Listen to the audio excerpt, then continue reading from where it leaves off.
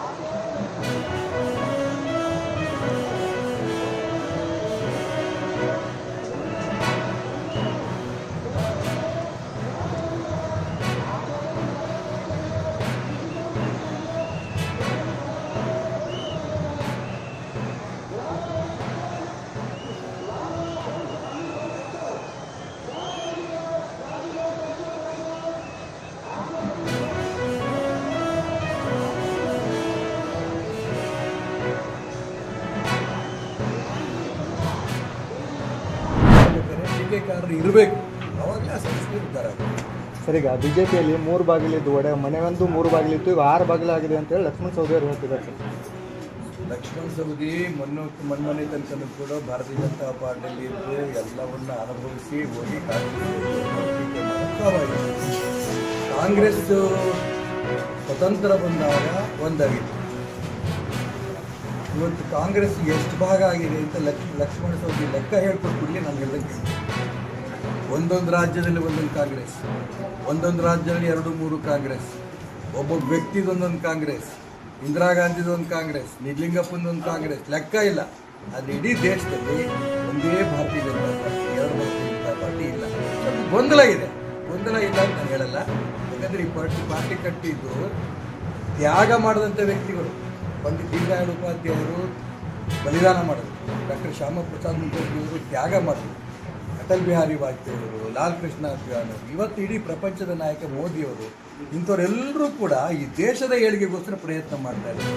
ಈ ರೀತಿ ಮಾಡ್ತಾ ಇರೋಂಥ ಸಂದರ್ಭದಲ್ಲಿ ನಿಜ ರಾಜಕೀಯ ಅಂತ ತಕ್ಷಣ ಅಧಿಕಾರದಲ್ಲಿ ನನಗೆ ಬೇಕು ಅಂತ ಆಸೆ ಪಡೋದು ತಪ್ಪಲ್ಲ. ಈ ತಪಸ್ಸು ಮಾಡಿದಂಥ ಎಲ್ಲ ವ್ಯಕ್ತಿಗಳ ತಪಸ್ಸು ವ್ಯರ್ಥ ಆಗಲ್ಲ. ಏನು ಗೊಂದಲ ಇದೆ ಖಂಡಿತ ಗೊತ್ತಿಲ್ಲ, ನಾಳೆ ಸರಿ ಹೋಗುತ್ತೆ. ಸರ್ ಈಗ ಬಿಜೆಪಿ ಅಧ್ಯಕ್ಷ ಸ್ಥಾನ ಬದಲಾವಣೆ ಅಂತ ಗೊತ್ತಿಲ್ಲ. ಭಾರತೀಯ ಜನತಾ ಪಾರ್ಟಿನಲ್ಲಿ ಒಂದೇ ಕಡೆ ಚುನಾವಣೆ ಆಗೋದು, ಇನ್ಯಾವುದೇ ಪಕ್ಷದ ಚುನಾವಣೆ ಇಲ್ಲ. ಕಾಂಗ್ರೆಸ್ಸಲ್ಲಿ ಚುನಾವಣೆ ಆಗಿದ್ದು ನೋಡಿದ್ದೀರಾ? ಬೂತ್ ಮಟ್ಟದಿಂದ ಹಿಡಿದು ತಾಲೂಕು ಸಮಿತಿ, ಜಿಲ್ಲಾ ಸಮಿತಿ, ರಾಜ್ಯ ಸಮಿತಿ, ರಾಷ್ಟ್ರ ಮಟ್ಟದ ತನಕ ಕೂಡ ಚುನಾವಣೆ ನಡೆಸಿ ಅಧ್ಯಕ್ಷರ ಆಯ್ಕೆ ಮಾಡೋದು ಬಿಜೆಪಿ ಮಾತ್ರ. ಆ ಸಂದರ್ಭದಲ್ಲಿ ನನಗಾಗಬೇಕು ಅಂತ ಪ್ರಜಾಪ್ರಭುತ್ವ ವ್ಯವಸ್ಥೆಯಲ್ಲಿ ಹೇಳೋದೇನು ತಪ್ಪಿದೆ? ಯತ್ನಾಳ್ ನಾನು ಮತ್ತೆ ಯಾರು ನೀವು ಆಗ್ಬೋದು. ಯತ್ನಾಳ್ ಅಂತ ಇವರು ಅಂತಲ್ಲ, ವೋಟರ್ಸ್ ಇದ್ದಾರೆ.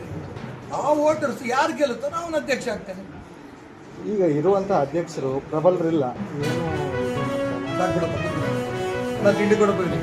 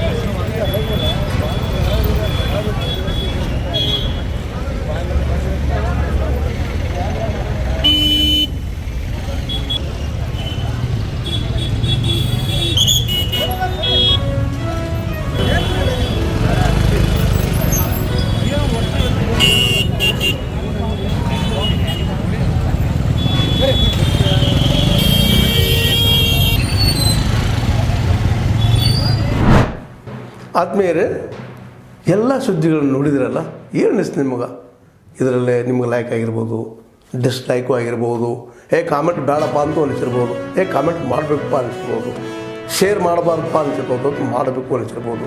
ಏನಾದರೂ ಆಗಲಿ ಶೇರ್ ಮಾಡ್ತಾಯಿರಿ, ಈ ನ್ಯೂಸ್ಗಳನ್ನ ಹಂಚ್ತಾ ಇರಿ, ಜೊತೆಗೆ ಇದಕ್ಕೆ ಸಬ್ಸ್ಕ್ರೈಬ್ ಆಗ್ತಾಯಿರಿ ಅಂತ ಹೇಳ್ತಾ H16 ನ್ಯೂಸ್ ಅರ್ಥಾತ್ ಹೇ ಸೀತಾರಾಮ್, ಇದು ಸತ್ಯದ ಕೈಗೆ ನಡಿ. ವಂದನೆಗಳು.